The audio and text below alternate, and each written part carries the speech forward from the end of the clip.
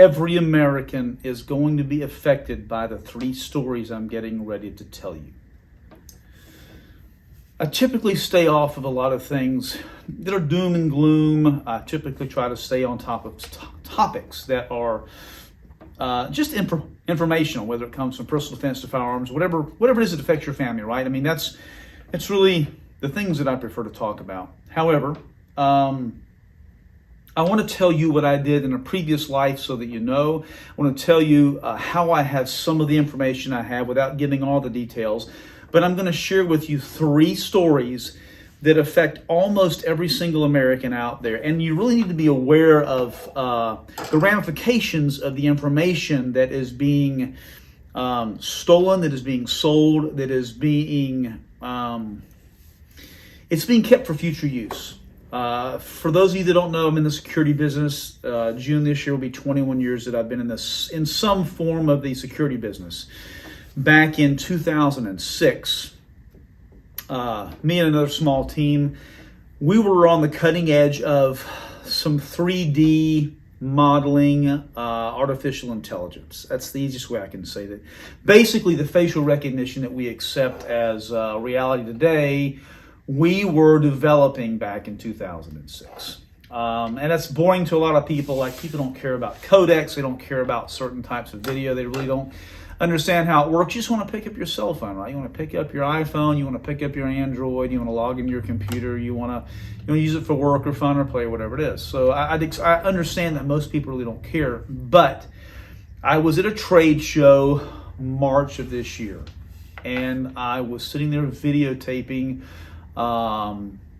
a new technology. It was being released by a company called, I think it was Teledyne. Was this one? There were actually 2 different companies that were there, but I was videotaping this technology.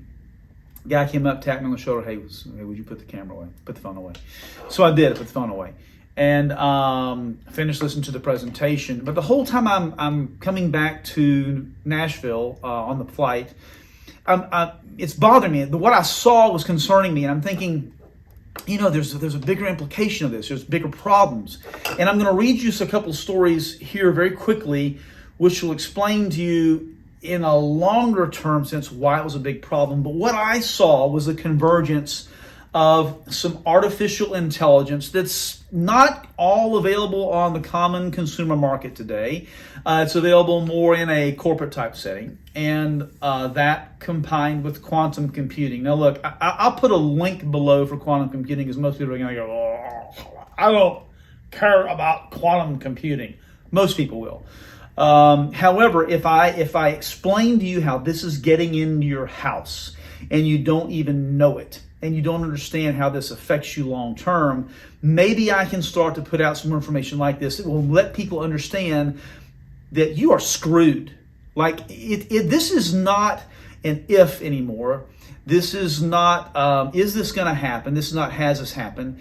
This is not, am I going to be affected? It is, this. I will tell you with a 100% degree of certainty that your personal information, your biometric data, your biometric identity, which you have one. Everyone has biometric identity now. If you don't understand that, I will try to put a link below, but I'm also going to put the 3 links that I'm going to talk about here very briefly. I'll put those links below, as well as I'll superimpose some pictures as I talk about them.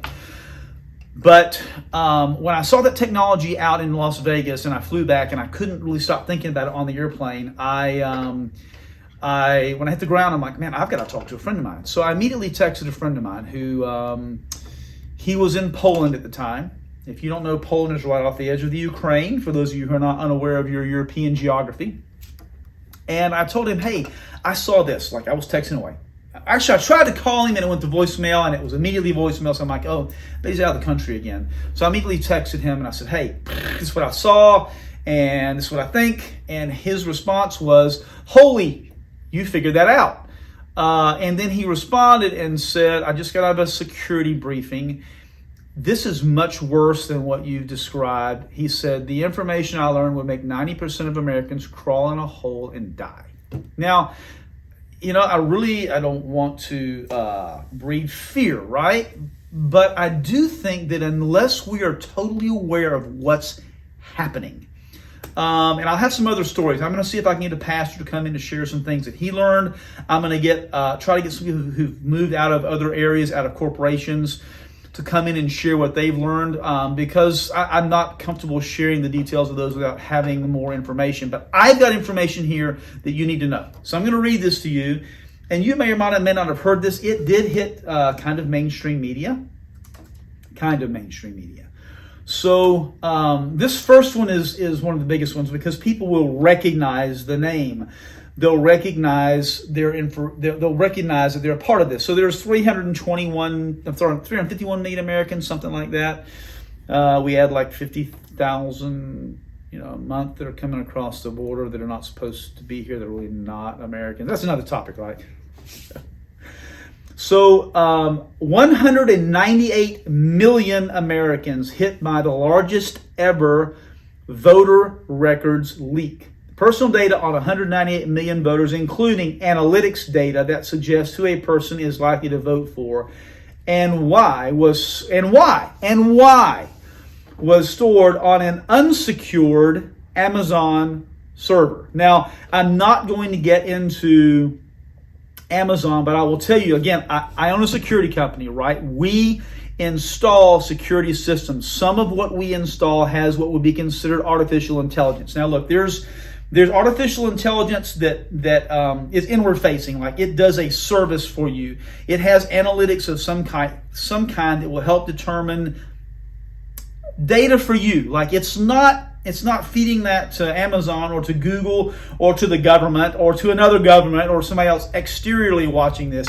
It is for your use. It is artificial intelligence that you control and that you use. Okay? That's the easiest way that I can break that down. The artificial intelligence that is used by corporations, governments, and we'll put politicians there beside governments, that is used for data mining to be able to understand, in my opinion, okay, and you can take this how you want, my opinion, how to manipulate people, how to manipulate votes, and long-term, how to lock people up. I mean, we right now are told, and I don't know if this is true, that we have air marshals pulled off their jobs following around Americans who were up in D.C. on January 6th to try to find out what they're doing. Like there's some type of a data mining going on there. But this data breach was 198 million Americans, okay? That is more than half of the population of the United States. So I'm going to go to another story very quickly, and I will put pictures of this up. I've got all this stuff already ready to go in pictures. For those of you who do not know who Citrix is, if you've worked for corporate America, if you've ever had a VPN connection in the past where you logged into a server for your daily chores and you put in your username and password, oftentimes now with some type of second level of identification or verification to get in, fingerprint, facial recognition, biometrics, those type of things. Like Citrix used to really only be VPNs, but Citrix also now services about 80,000 companies worldwide. Those 80,000 companies use a Citrix service for verifications. And I'm not getting into the details of that because most Americans are just going to be like bored with that too. Like I don't want to hear about that. But Citrix is getting sued over Xfinity breach. Xfinity, Comcast, Xfinity, if you don't know who those companies are, you should. Like most people have heard of Comcast and Xfinity. That exposed 36 million users' data. If we have 351 million Americans, that is over 10% of the American population that was exposed to that. And it says just 3 days after Xfinity disclosed that 36 million of its users' personal information was exposed in a data breach, Fort Lauderdale's Citrix-based Systems, Inc. is facing class action lawsuit for accusing the firm of failing to prevent the breach. Now, I'm not going to go into the hows, who's, whys of that. I don't, like the rest of it's going to bore you. But so the first was 186 million. Is that what it was? 198 million. So we go from 198 million to 36 million. And I'm not really all that good at math, right? Somebody help me out. Do the math below. That is 140, 9 and 6, 145, 245 million Americans. All right, that's over half, well over half the population, right? That's 2/3 of the population of the United States that have had their information exposed due to data breaches. That's only 2 data breaches. Now, I can go to a list of a whole lot more. I'm going to go to one more. I'm going to talk about this one last because, they've actually had 2 data breaches. This is the second one. Actually, I am going to share this. Okay, so I'm going to share both. So we previously reported information from approximately 7.8 million current T-Mobile postpaid customer accounts that this was a breach that included first and last names, date of birth, social security number, driver's license ID information, all compromised through a data breach of T-Mobile. Okay? Now, I'm going to roll back a little bit. We also previously reported that the data files with information from about 40 million former or prospective T-Mobile customers, including first and last names, date of birth, social security number, driver's license, ID information, were compromised. They have since verified that an additional 667,000 accounts of former T-Mobile customers were accessed with customer names, phone numbers, addresses, and dates of birth compromised. So, now, again, I'm not really all that great at math, right? So we have 245 million plus 40 million, that is 295 million, almost 300 million Americans in 3 data breaches. Now look, we've had these data breaches, everything from a state level to corporate level. My information got breached through Anheuser-Busch. I worked for them years and years ago when I was a kid. I was 20-something years old. But that's 3 data breaches that cover almost the entire U.S., right? So I really... And I'm gonna tie this out. I don't talk with stuff that doesn't affect security, right? I don't talk about things which typically do not affect the everyday American and how they can protect their home, family, business, their kids, their assets, those types of things. Like that's the thing that makes me tick. How do we protect you? How do we protect people? And so this week, and I'm going to tie this in with T-Mobile and then why I'm talking about this with regards to security. By the way, I have some stuff on my hands today. Sorry about that.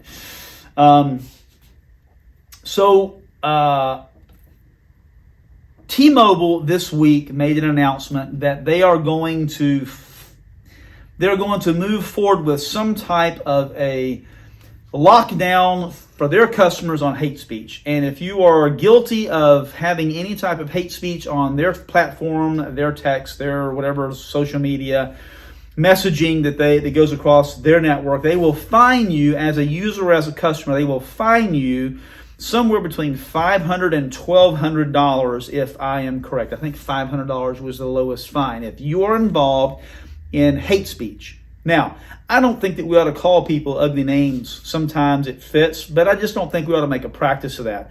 I don't think that it's a corporation's job to crack down on what type of words go across their network. But T-Mobile, T-Mobile's going to put themselves in charge of policing you, but they've had like 47.6 million people's information that they've let out there accidentally. Oh, we're sorry, folks, but listen, we're going to police you too. I know we did this, but we're going to tell you what kinds of things you can and can't say across our network. We're in a precarious position. We're in a real precarious position when corporations start doing this type of thing. And here's what I want you to think about with regards to your personal security. What companies are you supporting with your money? Now, I'm a Verizon customer, okay? I just canceled another line through another company today. I'm going to give that line to Verizon as well. I almost went with T-Mobile because they were cheaper, but I got to tell you something. I am not going to go to a company that is going to tell me that I can't call somebody a name if I feel like they're an asshat. Like, if I feel like, I don't know what their guidelines are going to be. I don't know if that falls under hate speech or not. But there's a couple of other companies that are moving into this realm more and more. And in the security industry, I'm getting back to artificial intelligence. In the security industry, it is so important that you do not open up your home, family information, your voice, your text, the information that you want to keep private, that you don't open it up to Google, which is laying off 30,000 employees this week to replace it with artificial intelligence. You know that's data mining. There are other things like Ring. Ring is owned by Amazon. Well, Amazon is on this. Here's some more numbers for you. These are numbers that I know pretty well, okay? So a lot of the Office 365 Microsoft products are hosted on things like Amazon Azure. Okay, it's Microsoft Azure, or you have Amazon hosted services. So the information from Office 365 and those types of things that we use for tools, even for our home and for our business, are hosted on platforms that have already been corrupted. If you have Office 365, if you're a Microsoft customer, there has been an admission that about 86% of customers have had their information breached to some degree, or their email's been hacked to some degree. And these corporations want you to put a Google Home security system in your home with artificial intelligence to mine all of that, to watch all of that for you. They haven't been able to keep your email safe, and they're wanting to keep your home safe, and you're going to buy that stuff? I mean, really, what are we thinking? So we go back to the same thing. Let's go look at Amazon. So Amazon owns the Ring, right? Do you know that if you had a Ring a couple of years ago, they put out a notification, a EULA, end user license agreement, that said they were going to share your Wi-Fi network with your neighbors? Basically, that's what it said. This is a very rough interpretation. But you had to go in and opt out of that in the settings to change that. Amazon doesn't care about your security, in my opinion. It's my opinion. Nearly as much as they care about your data. Google doesn't care nearly as much about your security through their Google Home services as they do about your data.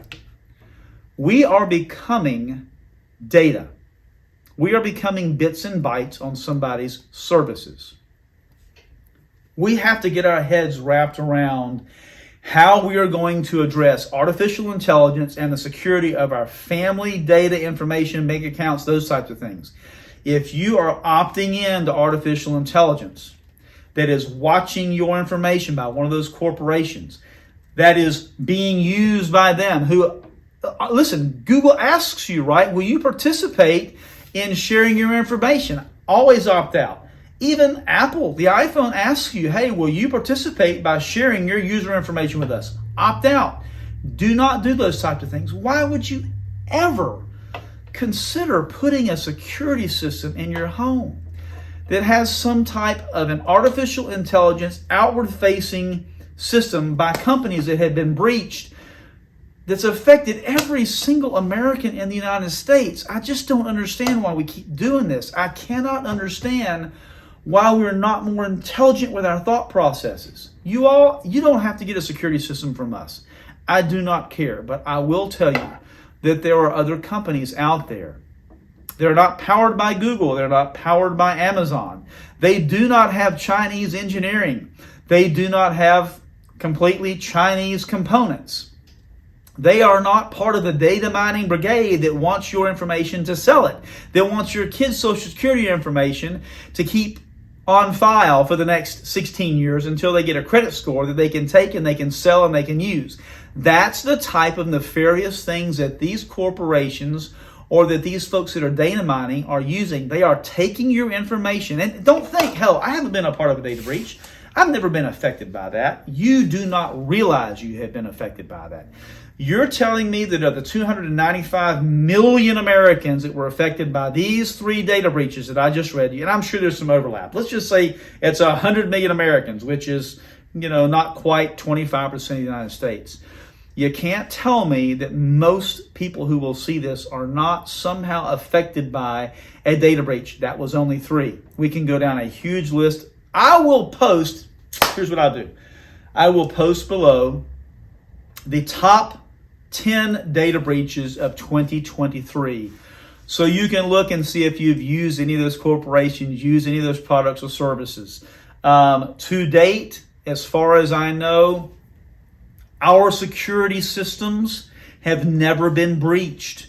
There has never been a report of it happening. Now, we've had a few outages because the backups on some of these systems do ride a Verizon network. It's not on a Verizon server. But to my knowledge, we've never been breached. And we've got 12 million Americans that use our security software, the security software that we sell, that we participate in, use, and believe in that is the best. Be smart, Americans. We've got to start saying no. We've got to start opting out of these end-user license agreements that are asking us to participate in data sharing.